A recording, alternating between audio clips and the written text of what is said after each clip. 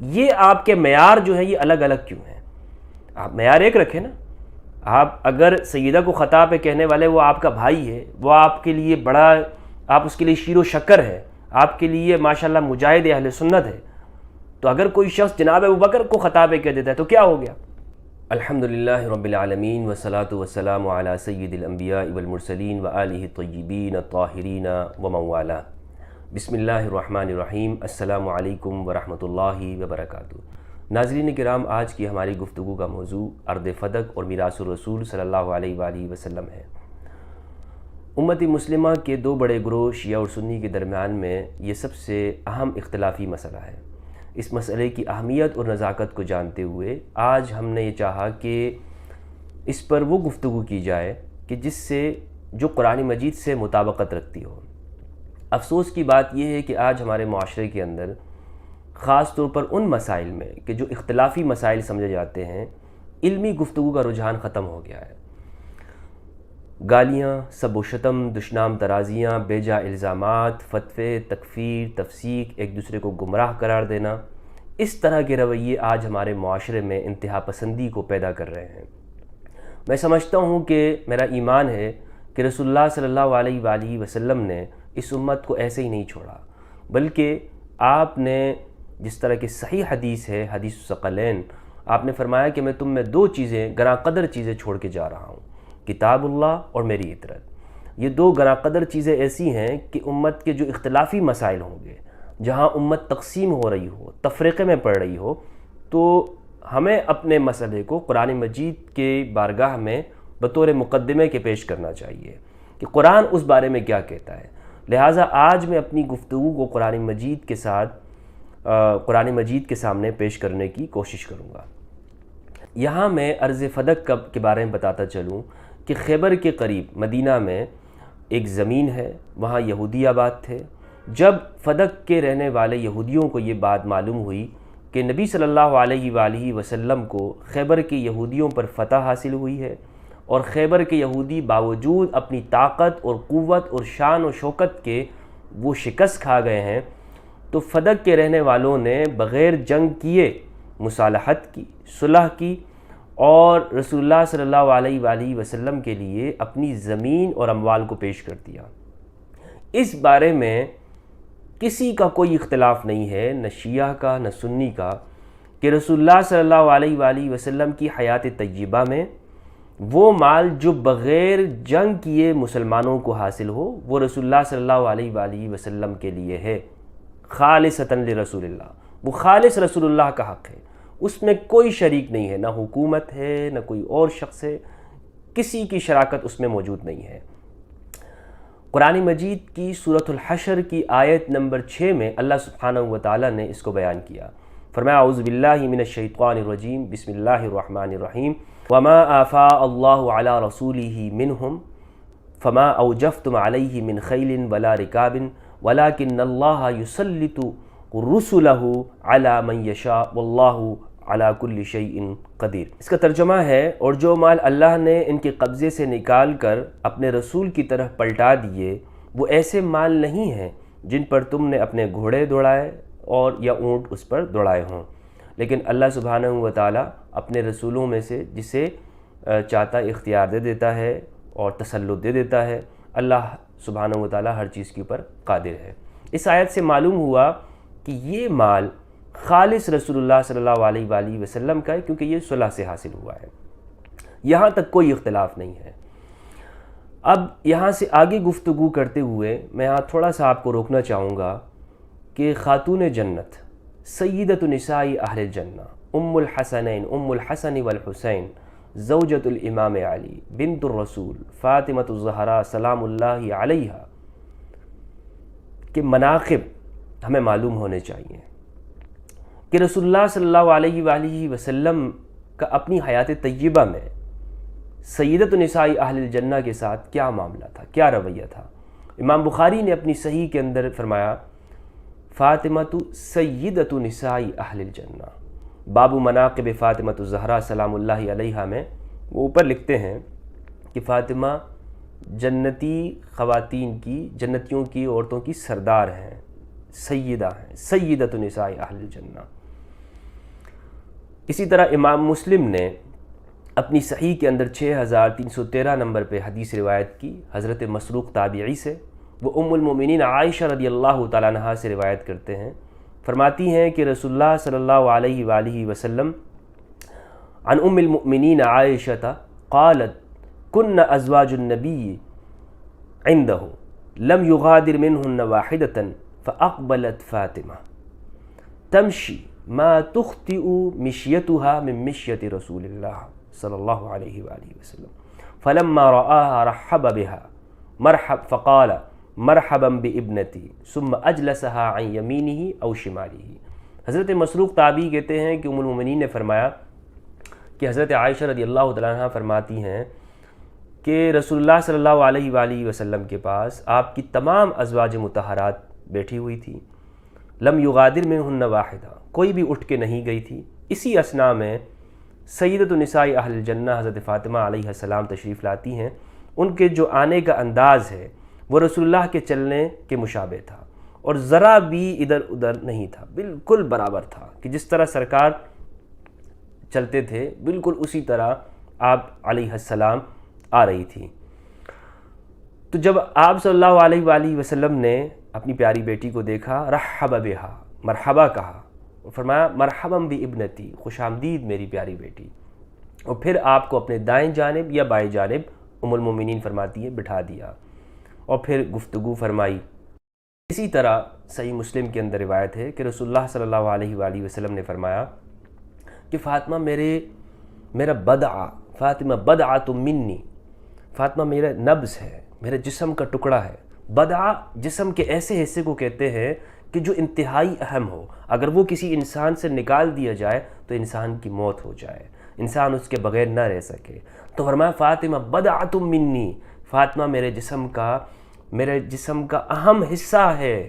یریبنی ما ارابہا ویؤذینی ما آذاہا، مجھے وہ چیز تکلیف دیتی ہے جو فاطمہ کو تکلیف دے، وہ چیز مجھے پریشان کرتی ہے جو فاطمہ کو پریشان کر دے. تو معلوم ہوتا ہے کہ رسول اللہ صلی اللہ علیہ وآلہ وسلم کا اپنی پیاری بیٹی کے ساتھ جو رویہ تھا وہ معمولی نہیں تھا. آپ احترام میں کھڑے ہو جاتے، اپنی جگہ پہ بیٹھاتے، مرحبا کہتے، خوش آمدید کہا کرتے تھے اور فرماتے کہ مجھے فاطمہ کی تکلیف پریشان کر دیتی ہے. تو معلوم ہوا کہ سیدہ کو کی ایذا سے بچنا چاہیے. اب یہاں سے میں آگے کی طرف گفتگو کرتے ہوئے یہ بتاتا چلوں، جہاں پہ ہم نے گفتگو کو روکا تھا، کہ اس میں کوئی اختلاف نہیں ہے کہ جو اموال رسول اللہ کی زندگی میں تھے وہ آپ ہی کا حق ہے، کسی اور کا حق نہیں. اب اختلاف کہاں سے شروع ہوتا ہے؟ اختلاف یہاں سے شروع ہوتا ہے کہ جب رسول اللہ صلی اللہ علیہ وآلہ وسلم اس دنیا سے پردہ فرما گئے.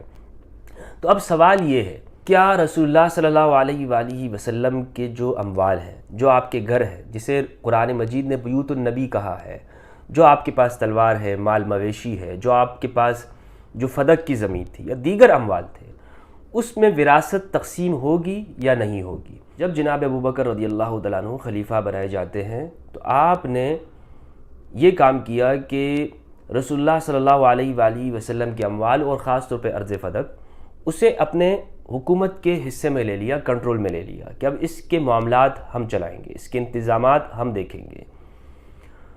اور اسی کے مطالبے کے لیے فاطمہ الزہرا سلام اللہ علیہا، یعنی اپنے والد، اپنے ابا جان کی جو وراثت ہے اس کے حصول کے لیے جناب ابوبکر رضی اللہ تعالیٰ عنہ کے دربار میں جاتی ہیں. یہ واقعہ صحیح بخاری کے اندر، صحیح مسلم اور دیگر احادیث کی کتابوں کے اندر موجود ہے. صحیح بخاری کے اندر 3092، 3093 اور صحیح مسلم کے اندر 4479 کے اندر یہ واقعہ موجود ہے. ام المومنین عائشہ فرماتی ہیں کہ فاطمہ الزہرا سلام اللہ علیہا نے مطالبہ کیا اور اس کے جواب میں جناب ابوبکر رضی اللہ تعالیٰ عنہ نے پہلے تو یہ استدلال کیا، پہلے تو جس طرح کہ فتوح البلدان کے اندر ہے کہ گواہ طلب کیے کہ آپ کے پاس گواہ کون ہے. تو سیدہ نے گواہ پیش کیے. فتوح البلدان میں ہے کہ امام علی کو اور ام ایمن کو پیش کیا، دوسرا نام بھی ملتا ہے. لیکن جناب ابوبکر رضی اللہ تعالیٰ عنہ نے اس کو قبول نہیں کیا، ان گواہوں کو قبول نہیں کیا. فرمایا کہ یہ نصاب کامل نہیں ہے. تو پھر سیدہ نے قرآن مجید کی آیات سے استدلال کیا. وہ آیات کیا ہیں ہم آگے پیش کریں گے. لیکن جناب ابوبکر رضی اللہ تعالیٰ عنہ نے ایک حدیث سے خبر واحد سے استدلال کیا. صحیح بخاری کے اندر 3093 میں وہ حدیث موجود ہے. حضرت ابوبکر نے فرمایا کہ نحن معاشر الانبیاء لا نورث ما ترکناہ صدقہ، کہ ہم انبیاء کے گروہ وہ ہماری وراثت تقسیم نہیں ہوتی، جو کچھ ہم چھوڑتے ہیں وہ صدقہ ہوتا ہے. یہ جناب ابوبکر رضی اللہ عنہ کا بنیادی استدلال تھا. اب ہم یہاں پر یہ دیکھتے ہیں کہ احادیث کے حوالے سے جناب ابوبکر رضی اللہ عنہ کا جو رویہ تھا وہ کیا تھا. ہمارے ہاں اکثر مورخین نے لکھا ہے کہ جناب ابوبکر نے اپنے زمانے میں احادیث کا جو مجموعہ خود انہوں نے لکھا تھا اس کو جلا دیا تھا. اس کو مناظر حسن گیلانی رحمہ اللہ نے لکھا ہے، جو چاہے وہ دیکھ سکتا ہے تدوین حدیث کے اندر. تو لیکن جب سیدہ نے یہ مطالبہ کیا اپنے والد کی وراثت کا، ابا جان کی میراث کا، تو جناب ابوبکر نے حدیث سے استدلال کیا ہے. سیدہ کا استدلال کیا. اب یہ جو حدیث ہے کہ ہم انبیاء کے گروہ ہماری وراثت نہیں ہوتی، لا نورث ما ترکناہ صدقہ، اس کو ہم قرآن مجید کے ساتھ دیکھتے ہیں. سیدہ نے اس کا جواب دیا، قرآن مجید سے استدلال کیا. قرآن مجید کی سورہ مریم سورہ نمبر 19 آیت نمبر 5 اور 6 ہے. اللہ سبحانہ و تعالیٰ نے ارشاد فرمایا انی خفت الموالی من ورائی وکانت امرأتی عاقرا فہب لی من لدنک ولیا یرثنی ویرث من آل یعقوب واجعلہ ربی رضیا. زکریا علیہ السلام نے یہ دعا مانگی پروردگار کہ میں اپنے بعد اپنے لوگوں سے، بھائی بندوں سے مجھے خوف لائق ہے، آپ اپنی جانب سے مجھے مددگار عطا کر دیجئے جو میرا وارث ہو، یرثنی ویرث من آل یعقوب، میرا وارث ہو اور آل یعقوب کا وارث ہو. اس آیت سے معلوم ہوا کہ انبیاء کی وراثت ہوتی ہے، انبیاء کی وراثت ہوتی ہے. اب کچھ لوگ یہ کہہ سکتے ہیں کہ یہاں پہ مراد وراثت سے مراد علم ہے، علم ہے کہ جس پہ وہ حضرت زکریا فرما رہے تھے کہ مجھے بعد کے لوگوں کو خوف ہے کہ وہ جو میرے بعد جو آنے والے لوگ ہیں وہ ایسے ہوں گے، ناخلف قسم کے لوگ ہوں گے. تو ہمارے اہل سنت نے بعض نے جواب دیا اس سے مراد علم ہے، یعنی جو انبیاء وارث وراثت چھوڑ کے جاتے ہیں. یہ بات درست نہیں ہے. اس کی وجہ یہ ہے کہ جو حضرت سلیمان جو داؤد کے وارث ہوئے تھے، سورۃ نمبر 27 کی آیت نمبر جو 16 ہے، اس میں فرمایا وَوَرِثَ سُلَيْمَانُ داؤد، سلیمان داؤد کے وارث ہوئے. وَقَالَ يَا أَيُّهَا النَّاسُ عُلِّمْنَا مَنطِقَ الطَّيْرِ، فرمایا کہ اے لوگوں ہمیں پرندوں کی بولی کا علم دیا گیا. وَأُوتِينَا مِن كُلِّ شَيْءٍ، اور ہمیں سب کچھ عطا کیا گیا، سب کچھ. ان هذا لهو الفضل المبین، یہ البتہ کھلا ہوا فضل ہے اللہ سبحانہ و تعالیٰ کا. تو اس میں دیکھیں ہر چیز ہمیں عطا کی، وَأُوتِينَا مِن كُلِّ شَيْءٍ، ہر چیز ہمیں عطا کی. تو ہر چیز سے کی وراثت انبیاء کی ہوتی ہے. تو یہ وہ آیات ہیں جن سے خاتون جنت فاطمۃ الزہرا سلام اللہ علیہا نے استدلال کیا. اور آج ہمارے سامنے بھی یہ چیزیں ہیں کہ جس چیز سے جناب ابوبکر رضی اللہ عنہ نے استدلال کیا ہے وہ حدیث ہے. اور یہ ہمارے ہاں اہل سنت کا ہی اصول ہے، اور ہمیں اہل سنت کے اصول سے باہر جانے کی ضرورت نہیں ہے. میں اہل سنت کے اصولوں پہ رہ کر ہی اس کا تجزیہ کر رہا ہوں کہ خبر واحد کے مقابلے میں اگر قرآن ہو یا قرآن مجید سے اگر خبر واحد ٹکرا رہی ہو تو کس کو لیں گے؟ کس کو لیں گے؟ ہم قرآن مجید کو لیں گے. یہ سب کے ہاں اصول ہے. تو یہ جو روایت ہے نحن معاشر الانبیاء لا نورث ما ترکنا صدقہ، یہ بالکل قرآن مجید کی آیت کے مخالف ہے. یہ میں واضح کہتا چلوں، یعنی قرآن مجید میں ہے کہ انبیاء وراثت ان کی ہوتی ہے. حدیث اگر کہتی ہے نہیں ہوتی تو ہم کس کی مانیں گے؟ لازمی بات ہے کہ ہم قرآن مجید کی مانیں گے، کیونکہ رسول اللہ صلی اللہ علیہ وآلہ وسلم خود اہل سنت بھی کہتے ہیں کہ ہمارے درمیان میں قرآن مجید کو چھوڑا ہے. تو اس پر تو اہل سنت کا بھی یقین اور ایمان ہے. دوسری بات یہ ہے کہ ہم یہ دیکھیں کہ ہمارے اہل سنت میں یہ بات کہی جاتی ہے کہ جناب ابوبکر صدیق رضی اللہ تعالیٰ عنہ کس طرح خطا کر سکتے ہیں؟ وہ صحابی رسول ہے، ان سے خطا نہیں، یعنی ان کا یہ موقف درست ہے. اگر صحابی ہونے کی وجہ سے جناب ابو بکر صدیق رضی اللہ تعالیٰ عنہ کا آپ دفاع کرتے ہیں اور آپ سمجھتے ہیں کہ اگر ہم اس میں جناب ابو بکر کی طرف کوئی کمزوری دکھائیں گے تو ایک صحابیت کا مقام کم ہوگا، تو میرا آپ سے سوال یہ ہے اہل سنت سے، کیا سیدۃ نساء اہل الجنہ فاطمۃ الزہرا سلام اللہ علیہا وہ صحابیہ نہیں ہیں؟ ان کا صحابیت کا مقام نہیں ہے؟ تو اگر آپ صحابیت کو معیار رکھتے ہیں تو خاتون جنت بھی صحابیہ ہیں۔ دوسری بات یہ ہے کہ ہمارے اہل سنت، خود ہمارے اہل سنت کے اصول آپس میں ٹکرا رہے ہیں۔ وہ کہتے ہیں کہ بعض اس طرح سے لوگ بھی موجود ہیں جو اس مسئلے میں اتنا غلو کرتے ہیں کہ سیدہ کو خطا پہ کہتے ہیں، ان کے ہاں جرت پائی جاتی ہے، وہ کہتے ہیں کہ جی سیدہ سے خطا ہوئی ہے۔ اگر میرا سوال یہ ہے ان سب سے جو لوگ سیدہ کو خطا پہ کہتے ہیں، مجھے بتاؤ اگر سیدہ کو خطا پہ کہنے سے کوئی شخص منافق نہیں بن جاتا، کوئی شخص دائرہ اسلام سے نہیں نکل جاتا، کوئی شخص گمراہ نہیں ہو جاتا، تو جناب ابو بکر رضی اللہ عنہ کو خطا پہ کہنے سے کوئی شخص کس طرح سے رافضی یا اہل سنت سے نکل جاتا ہے، گمراہ کیسے ہو جاتا ہے؟ یہ آپ کے معیار جو ہیں یہ الگ الگ کیوں ہیں؟ آپ معیار ایک رکھیں نا۔ آپ اگر سیدہ کو خطا پہ کہنے والے وہ آپ کا بھائی ہے، وہ آپ کے لیے بڑا، آپ اس کے لیے شیر و شکر ہے، آپ کے لیے ماشاءاللہ مجاہد اہل سنت ہے، تو اگر کوئی شخص جناب ابو بکر کو خطا پہ کہہ دیتا ہے تو کیا ہو گیا؟ کوئی خرابی لازم آتی ہے یا صرف تمہاری انا کا مسئلہ ہے؟ پھر ہمارے ہاں یہ بات بڑے زور و شور سے کہی جاتی ہے، خود بخاری پر ایمان رکھنے والے، کہ جب میں نے بخاری کی جو وہ اس روایت کی پر جرح کی جس میں ابن شہاب زہری نے یہ بیان کیا کہ ابو جہل کی بیٹی کو نکاح دینے کے حوالے سے، نکاح کا پیغام دینے کے حوالے سے جو حضرت علی کی طرف نسبت کی، اسی حدیث کے اندر یہ بات ہے کہ جناب امام زین العابدین علیہ السلام کے پاس رسول اللہ صلی اللہ علیہ وآلہ وسلم کی تلوار موجود تھی۔ مصر بن مخرمہ جو روایت کرتے ہیں، اور مصر بن مخرمہ نے کہا کہ آپ یہ تلوار مجھے دے دیجئے۔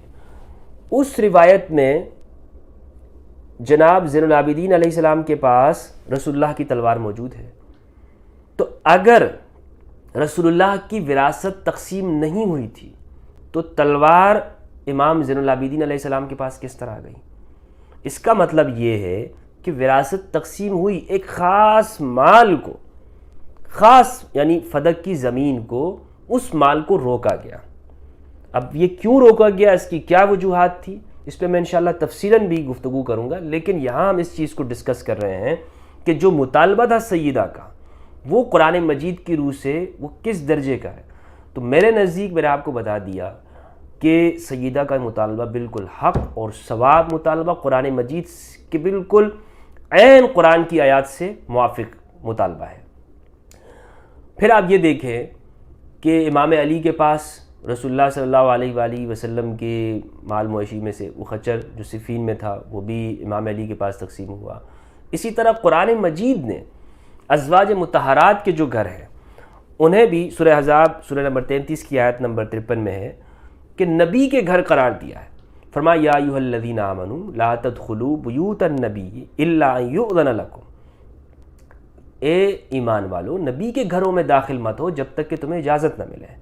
تو معلوم ہوا کہ جن گھروں میں ازواج مطہرات رہتی تھی وہ گھر بھی ازواج مطہرات کے نہیں، وہ گھر کس کے ہیں؟ وہ گھر بھی رسول اللہ صلی اللہ علیہ وآلہ وسلم کے۔ تو اب مجھے بتائیے کیا سرکار کریم کے وصال کے بعد، پردہ فرما جانے کے بعد، کیا ازواج مطہرات کو ان گھروں سے نکال دیا گیا تھا کہ جاؤ ان مکانوں کو خالی کرو؟ اب چونکہ نبی اس دنیا میں نہیں رہے تو لہٰذا ان مکانوں پر تمہارا کوئی حق نہیں ہے۔ بتائیے مجھے، کیا جناب ابوبکر صدیق رضی اللہ عنہ نے یہ کیا؟ نہیں کیا، بلکہ ازواج مطہرات کو ان گھروں میں باقی رکھا، رہتی رہیں، ان گھروں میں رہیں، لیکن یعنی ان سے وہ چیز حکومت کے اختیار میں نہیں لیا، اس فدق کو یہ اختیار اپنے کنٹرول میں لیا، اور دیگر یعنی جن چیزوں کا تعلق سیدہ کے ساتھ تھا صرف اسی کو لیا گیا۔ پھر اس میں ایک اہم بات یہ ہے کہ جو رسول اللہ صلی اللہ علیہ وآلہ وسلم کے پاس دیگر اموال تھے فدق کو چھوڑ کر، جناب عمر نے وہ امام علی کو دے دیے تھے۔ ہاں اگر جو، اور وہ مال حضرت ابوبکر نے روکے تھے، حضرت ابوبکر نے وہ نہیں دیے تھے، لیکن جناب عمر نے وہی اموال امام علی کو عطا کر دیے۔ تو اگر ہمارے اہل سنت یہ دفاع کرتے ہیں، یہ بہت یہاں پر عجیب سا معاملہ ہے کہ اہل سنت اگر دفاع کرتے ہیں جناب ابوبکر رضی اللہ عنہ کا، تو اسی فیصلے کو تو جناب عمر رضی اللہ عنہ نے ختم کر دیا، اور پھر آگے عمر بن عبدالعزیز نے، جو بنو امیہ نے مکمل طور پر اس کا خود ہی ہڑپ کر کے کھانے لگے، عمر بن عبدالعزیز نے اس کو واپس لوٹا دیا، لیکن عمر بن خطاب رضی اللہ تعالیٰ عنہ نے تو حضرت ابوبکر کے ہی اسی فیصلے کو آدھا طور پر تسلیم نہیں کیا بعد کے دور میں، اور وہ لٹا دیا تھا، صرف فدق کی زمین کو نہیں دیا۔ تو معلوم یہ ہوتا ہے کہ یہاں پر ہمارے اہل سنت کے جو معیار ہیں وہ اس قابل ہیں کہ اس کے اوپر سوالات اٹھیں، اور یہ سوالات میں نے جو اٹھائے ہیں یہ اسی بنیاد کے اوپر ہیں کہ ہم اگر ہمارے ہاں آپ دیکھیں کہ ابن تیمیہ جیسا شخص، یہ مسئلہ اتنا اہم کیوں ہے، اس میں دیکھیں کہ سیدہ کی طرف نفاق کی نسبت کی ہے ابن تیمیہ الحرانی الدمشقی نے اپنی کتاب منہاج السنت النبویہ کی جلد نمبر 4 صفحہ 245 پہ ابن تیمیہ نے لکھا ہے کہ اگر، یعنی شیعوں کو جواب دیتے ہوئے ابن تیمیہ کہتا ہے کہ اس معاملے میں، اس مطالبے کے اندر معاذ اللہ منافقین کی مشابہت ہے، استغفر اللہ العظیم۔ تو میرا سوال دوبارہ وہی ہے کہ اگر ایک شخص تمہارے لیے تب بھی شیخ الاسلام بنتا ہے اور رہتا ہے کہ جو سیدہ کو منافقین کے ساتھ تشبیہ دیتا ہے یا خطا پہ کہہ دیتا ہے، وہ تمہارے لیے شیخ الاسلام ہے، تمہیں قبول ہے، لیکن کوئی اگر جناب ابوبکر کو خطا پہ کہہ دے، تم کیا کرو گے؟ پھر تم کس طرح سے فتنے اور اس کے اوپر غصے میں آ جاتے ہو، تعصب میں آ جاتے ہو۔ اور فتوح البلدان تاریخ کی کتاب میں تو بہت کچھ لکھا ہے، یہاں میں نے کوشش یہی کی ہے کہ اپنے موقف کو اس حوالے سے پیش کر دوں کہ سیدہ کا جو موقف ہے وہ بالکل حق پر ہے، اور الحمدللہ ہم چونکہ اہل البیت علیہم السلام کو معیار مانتے ہیں، الثقلین کو معیار مانتے ہیں، تو ہمارے نزدیک بھی یہی ہے کہ سیدہ کا مطالبہ نہ صرف حق تھا بلکہ جناب ابوبکر رضی اللہ تعالیٰ عنہ سے، یہ آپ دیکھ لیں کہ انبیاء کی طرف ہمارے ہاں اہل سنت خطا کی نسبت کر دیتے، خطا اجتہادی کہتے ہیں نا، حضرت آدم سے خطا ہوئی، خطا اجتہادی کہتے ہیں، لیکن خطا کی نسبت کرتے ہیں، تو جناب ابوبکر کی طرف خطا کی نسبت کرنے میں کون سا اصول ٹوٹتا ہے؟ اللہ سبحانہ و تعالیٰ سے دعا ہے کہ پروردگار ہم سب کو حق سچ سمجھنے کی توفیق عطا فرمائے، ملک پاکستان میں امن ہو، اور اس ویڈیو کا انشاءاللہ نیکسٹ حصہ آئے گا کہ جس میں اس کے اسباب کا بھی جائزہ لیا جائے گا کہ وہ اسباب کیا تھے کہ ان اموال کو لیا گیا، اور سیدہ کے ساتھ جو کچھ جس طرح سے آپ کی اس دنیا سے رخصتی ہوتی ہے جوانی کی عمر میں، 27-28 سال کی عمر میں، اس کے اسباب کیا تھے۔ اللہ سبحانہ و تعالیٰ سے دعا ہے کہ پروردگار ہم سب کو قرآن مجید اور اہل بیت کی معرفت عطا فرمائے۔ والسلام علیکم ورحمۃ اللہ۔